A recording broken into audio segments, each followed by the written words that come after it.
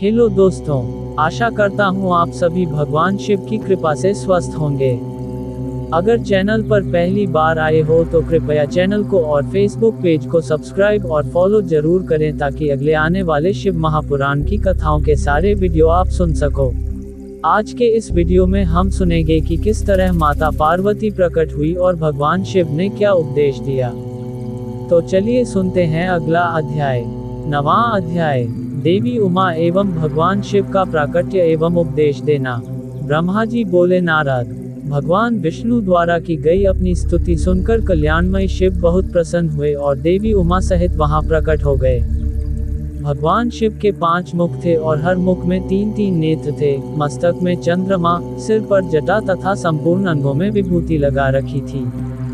10 भुजा वाले गले में नीलकंठ, आभूषणों से विभूषित और माथे पर भस्म का त्रिपुंड लगाए थे।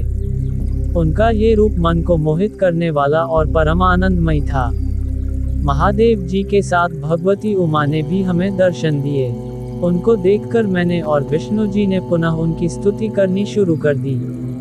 तब पापों का नाश करने वाले तथा अपने भक्तों पर सदा कृपा दृष्टि रखने वाले महेश्वर ने मुझे और भगवान विष्णु को श्वास से वेद का उपदेश दिया। तत्पश्चात उन्होंने हमें गुप्त ज्ञान प्रदान किया। वेद का ज्ञान प्राप्त कर कृतार्थ हुए विष्णु जी और मैंने भगवान शिव और देवी के सामने अपने दोनों हाथ जोड़कर नमस्कार किया तथा प्रार्थना की। विष्णु जी ने पूछा, हे देव, आप किस प्रकार प्रसन्न होते हैं तथा किस प्रकार आपकी पूजा और ध्यान करना चाहिए? कृपया कर हमें इसके बारे में बताएं तथा सदुपदेश देकर धन्य करें। ब्रह्मा जी कहते हैं, नारद, इस प्रकार श्रीहरि की यह बात सुनकर अत्यंत प्रसन्न हुए कृपानिधान शिव ने प्रीतिपूर्वक ये बात की। श्री शिव बोले, मैं तुम दोनों की भक्ति से बहुत प्रसन्न हूँ। मेरे इसी रूप का पूजन व चिंतन करना चाहिए। तुम दोनों महाबली हो। मेरे दाएं बाएं अंगों से तुम प्रकट हुए हो। लोकपिता ब्रह्मा मेरे दाहिने पार्श्व से और पालनहार विष्णु मेरे बाएं पार्श्व से प्रकट हुए हो।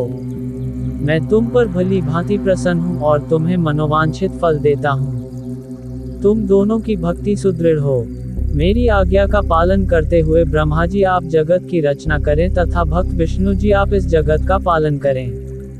भगवान विष्णु बोले, प्रभो, यदि आपके हृदय में हमारी भक्ति से प्रीति उत्पन्न हुई है और आप हम पर प्रसन्न होकर हमें वर देना चाहते हैं, तो हम यही वर मांगते हैं कि हमारे हृदय में सदैव आपकी अनन्य एवं अविचल भक्ति बनी रहे। ब्रह्मा जी बोले, नारद, विष्णु जी की यह बात सुनकर भगवान शंकर प्रसन्न हुए। तब हमने दोनों हाथ जोड़कर उन्हें प्रणाम किया। शिव जी कहते हैं, मैं सृष्टि, पालन और संहार का करता हूँ। मेरा स्वरूप सगुण और निर्गुण है।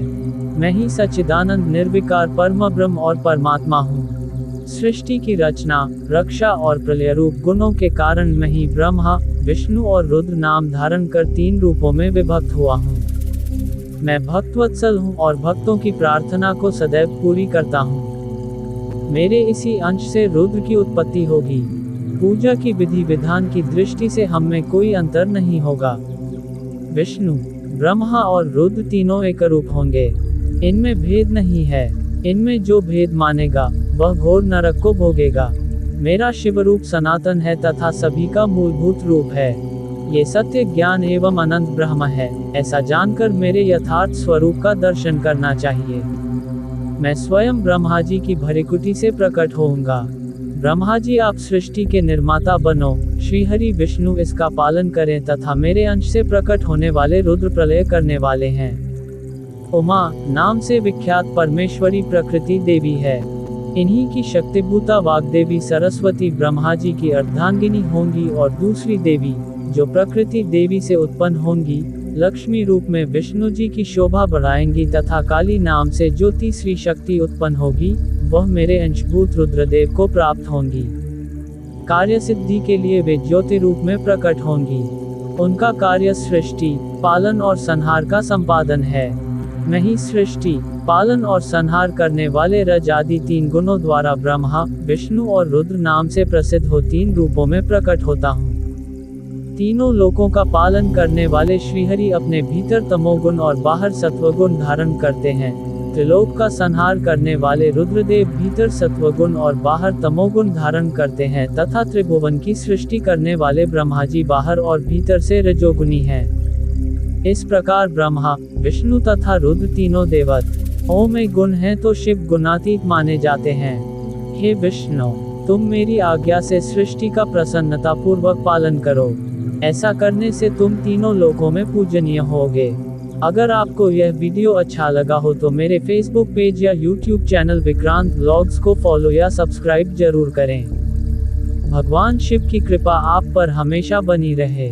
हर हर महादेव।